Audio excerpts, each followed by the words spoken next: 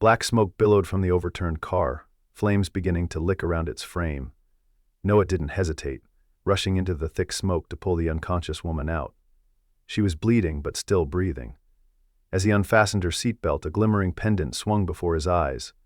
Noah's heart stopped. A half-heart necklace with "Forever" engraved on it. The last gift he'd given his wife before she vanished from his life 5 years ago. What would you do if the person you rescued was the very one who once shattered your heart? Share your thoughts below. The early morning light filtered through the thin curtains of Noah Mitchell's small apartment. At 35, his face carried the weathered lines of someone who had endured more than his fair share of hardship. He rubbed his stiff neck, another night on the too-small sofa. The bedroom, the only one in the apartment, belonged to his 6-year-old daughter, Lily. "Daddy?" A small voice called from the doorway. Lily stood there in her favorite pajamas, her brown curls tousled from sleep, clutching her worn teddy bear. "Hey, sweetheart." Noah's tired face instantly softened. "Ready for some breakfast before school?" This was their ritual, Noah rising at 5, preparing breakfast, getting Lily ready for school before heading to his job as a mechanic at the local garage. After work, he'd pick her up from the after-school program, then often head to his second job tending bar 3 nights a week. Every hour worked, every dollar earned was for her. As Noah flipped pancakes, he watched Lily coloring at the small kitchen table. She was drawing what she always drew, 3 stick figures holding hands. A family.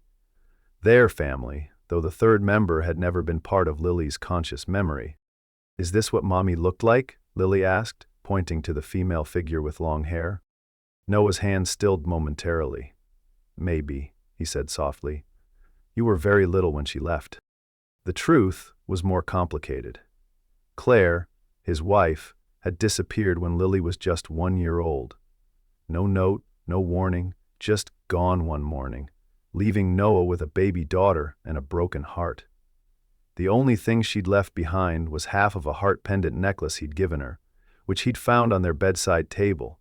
The other half, with "Always" engraved on it, he kept in a small box, hidden away like the pain he carried. "Will she ever come back?" Lily asked, a question that pierced Noah's heart every time. "I don't know, sweetie," he answered honestly. "But we're doing okay, just you and me, right?" Lily nodded, but Noah knew she felt the absence. It showed in the quiet moments, in her drawings, in her questions on sleepless nights. Life wasn't just emotionally challenging, it was financially draining too. Lily had been born with a mild congenital heart condition that required regular checkups and would eventually need surgery. The medical bills kept Noah awake at night, even more than the uncomfortable sofa did. Miles away, in an elegantly appointed penthouse, Maya Collins sat at her desk, reviewing design proposals.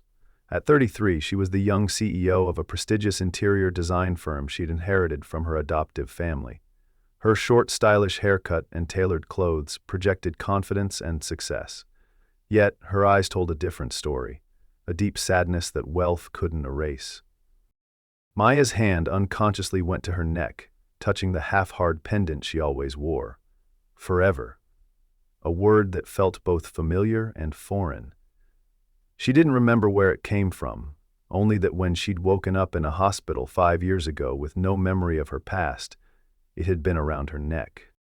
The accident that had taken her memories had also taken her ability to have children, a private grief she carried silently. The Collins family had found her, identified her through a business card in her purse as someone they'd recently met, and when no one came forward to claim her, they'd taken her in, eventually adopting her into their family business.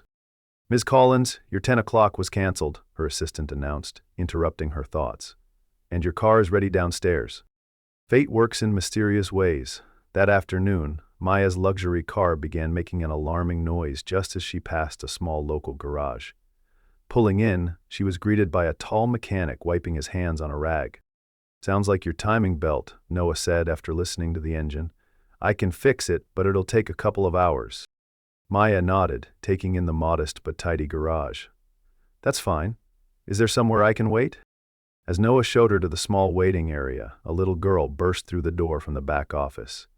"Daddy, Miss Peterson let us out early because—" Lily stopped, noticing the elegant stranger. Hello there, Maya smiled, feeling an inexplicable pull toward the child. This is my daughter, Lily, Noah explained. She comes here after school. Maya knelt down to Lily's level. I'm Maya. That's a beautiful drawing you're holding. Lily shyly held up her artwork, another family portrait. It's me and Daddy and… She trailed off. And an angel watching over you? Maya suggested gently. Lily's face brightened. Yes, do you want a candy? Daddy says I can have one after school. She offered Maya a small wrapped chocolate from her backpack. The simple gesture touched Maya deeply. As Noah worked on her car, she found herself chatting with Lily, helping her with homework, feeling a strange comfort in the child's presence. When Noah finished sooner than expected, Maya felt oddly disappointed to leave. Your garage does commercial work too, right? She asked, an idea forming. My company has a fleet of vehicles that need regular maintenance. Perhaps we could contract your services? Noah raised an eyebrow, suspicious of charity, but the potential income was too good to pass up. I'd need to see the vehicles first. Maya handed him her business card. Call me tomorrow, we'll arrange it. As she drove away, both Noah and Maya felt something they couldn't explain, a sense of familiarity, like a forgotten melody just beginning to play again. Over the next few weeks, Noah began servicing the Collins design vehicles regularly. The arrangement brought him to Maya's office often, and she found reasons to visit the garage. Their lives, previously orbiting in completely different worlds, began to intersect in small but meaningful ways. One Saturday, Maya spotted Lily reading an advanced book in the corner of the garage while Noah worked. You like reading? She asked, impressed. Lily nodded enthusiastically. But Daddy says the library is too far to go every week. The following day, Maya appeared with a library card and an offer to take Lily to the central library. Noah hesitated, protective instincts flaring, but Lily's pleading eyes won out. That trip became a weekly tradition. Maya, who had never spent time with children, discovered a natural ease with Lily. The girl's innocent questions and observations brought a light to Maya's life that had been missing.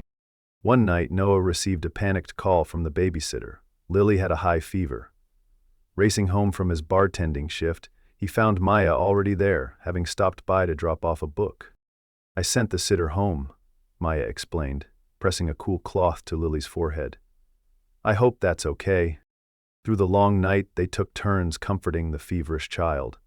Maya made soup from ingredients she found in Noah's sparse kitchen, somehow knowing exactly how to make it the way Lily liked. How did you know to add extra noodles? Noah asked, puzzled. Maya looked equally confused. I don't know. It just felt right. As dawn broke, Lily's fever finally subsided.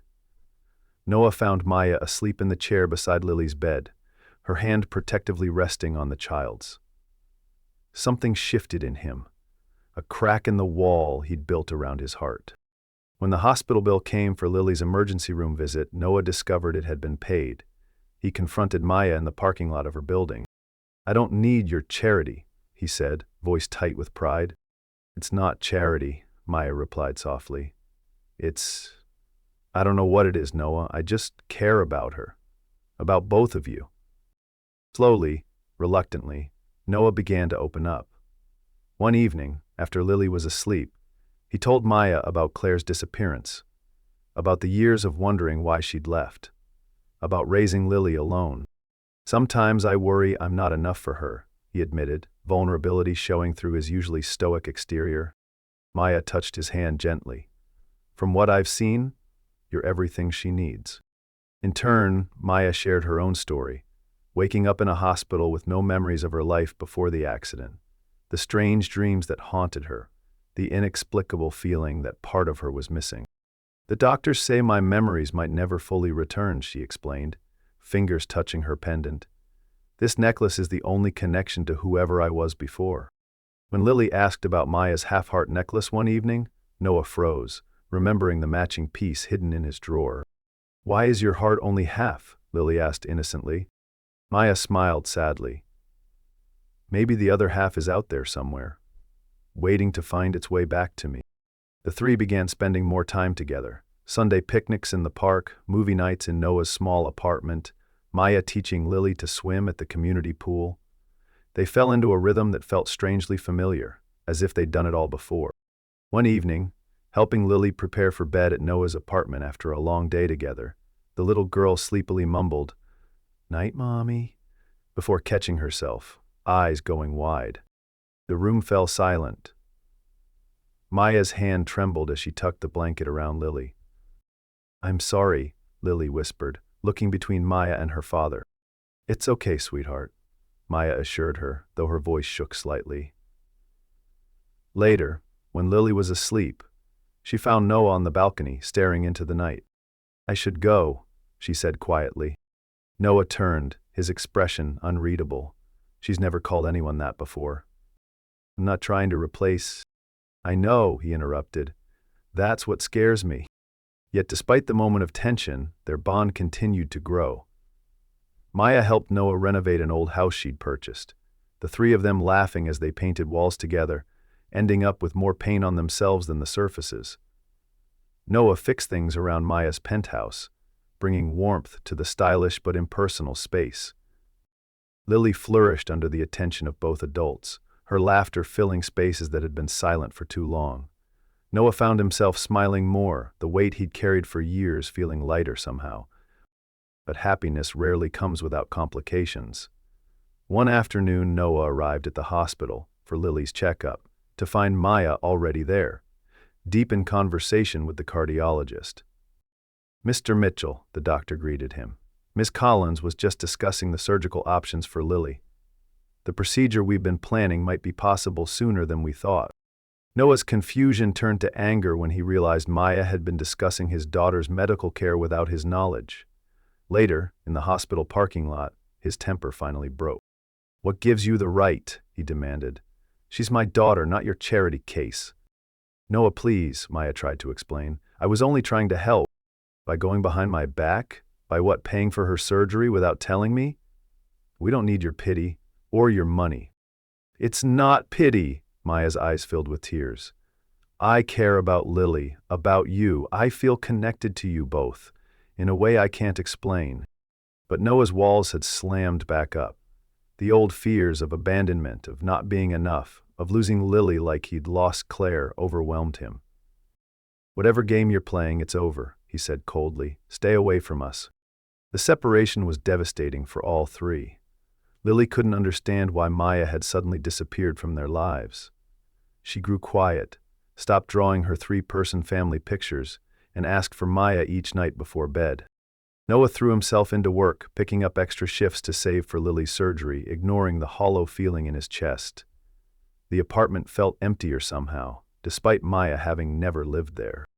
Maya, meanwhile, found herself haunted by dreams more vivid than ever, dreams of a baby girl with Lily's eyes, of a man who looked like Noah, of a life she couldn't remember but somehow missed desperately. One night, unable to sleep, she opened the small box where she kept the few possessions from before her accident. The half-heart pendant, a tattered photograph with the faces water-damaged beyond recognition, and a business card for the garage where Noah now worked. Something about these items felt connected, but the thread of memory remained just out of reach. As if Noah's life wasn't complicated enough, another blow came when his mother, Eleanor, suddenly reappeared. Having been largely absent since Claire's disappearance, she now declared Noah unfit to raise Lily alone and filed for custody.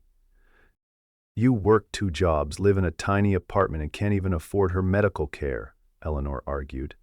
"I'm only thinking of what's best for her." The court date was set. Noah, desperate and exhausted, sold his prized motorcycle to pay for a lawyer, but knew his mother's resources far outweighed his own. When Lily's condition suddenly worsened, requiring the surgery sooner than planned, Noah faced an impossible choice: fight the custody battle or pay for the surgery. News of Noah's struggles spread through the small town. Some neighbors rallied around him, while others whispered that perhaps Eleanor was right. Could a single father working multiple jobs really provide what Lily needed? The morning of the custody hearing arrived with a sense of finality.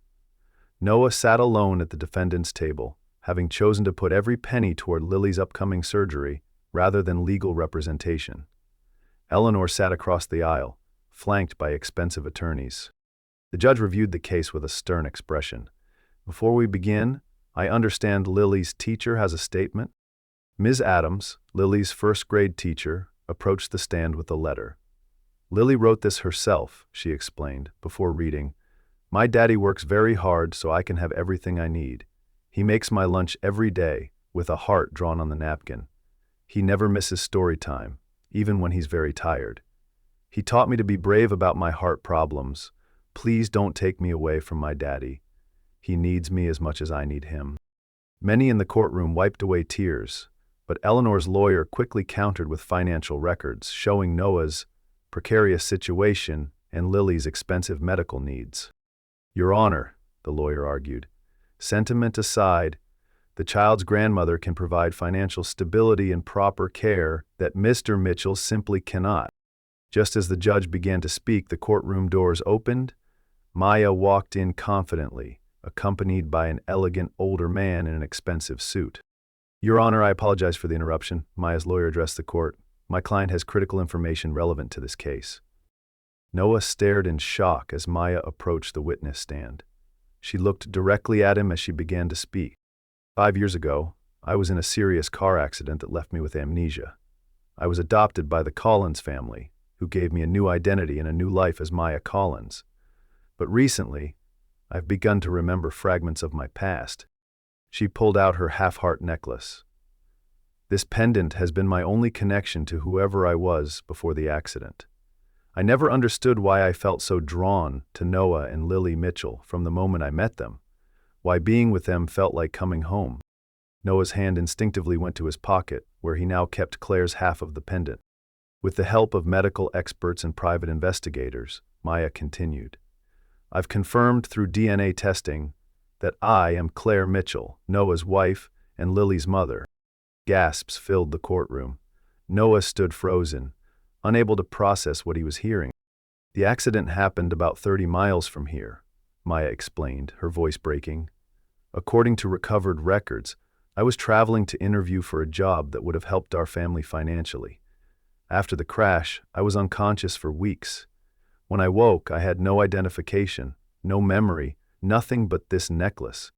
She turned to face Eleanor directly. I understand you want what's best for Lily. So do I. But Noah has been an incredible father, better than either of us could have imagined. He's sacrificed everything for her. Taking Lily away from him would be a tragedy, not a solution. Eleanor sat stunned, tears streaming down her face, as she looked between Noah and the woman she now recognized as her long-lost daughter-in-law.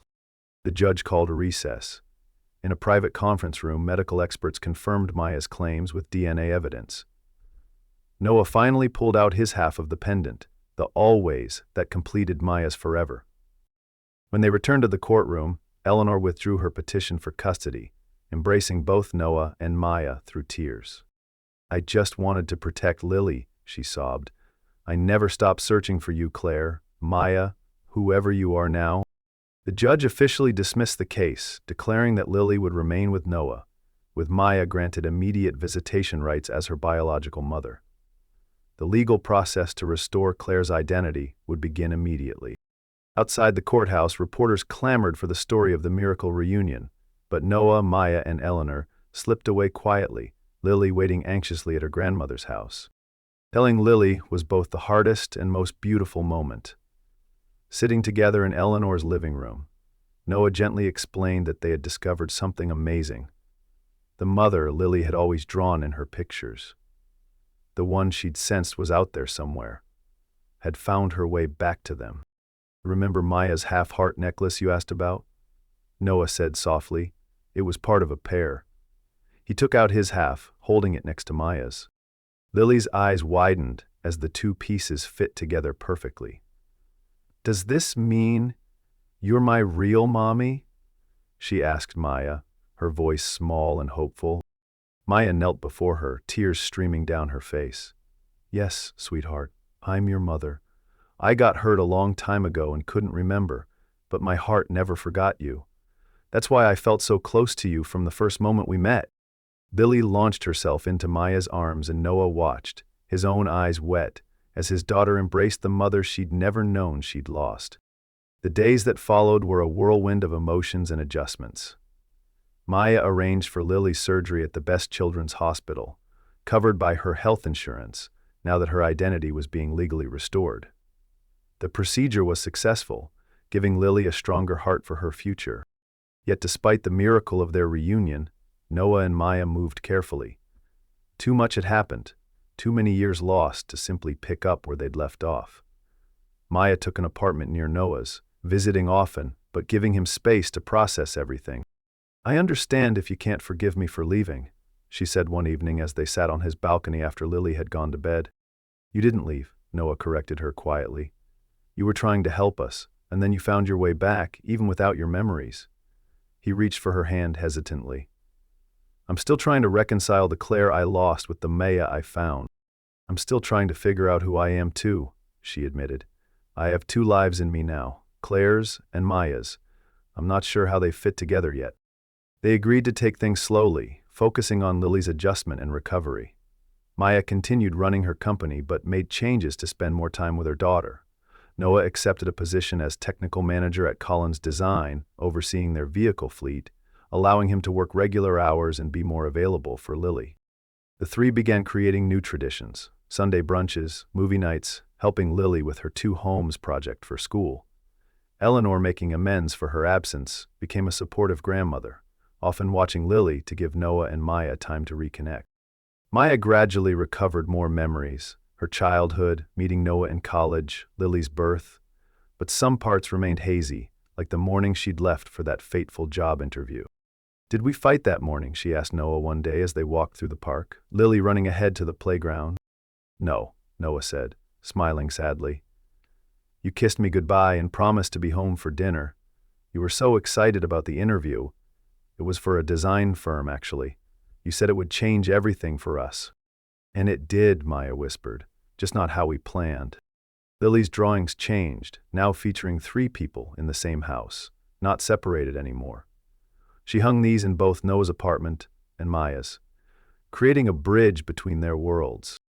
One afternoon, Noah found himself working on Maya's old car, the one she'd been driving when she first pulled into his garage.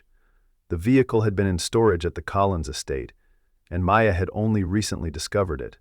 As he repaired it, he felt like he was somehow mending the past, reconnecting broken wires that had kept them apart for too long. Maya began keeping a journal of her returning memories, sharing the entries with Noah when she felt ready. Sometimes they'd laugh over a shared joke she'd suddenly recalled. Other times they'd sit in comfortable silence, processing the miracle and tragedy of their story. The reunited half-heart pendants now rested in a glass case in Lily's room, a symbol of their broken past and healing present.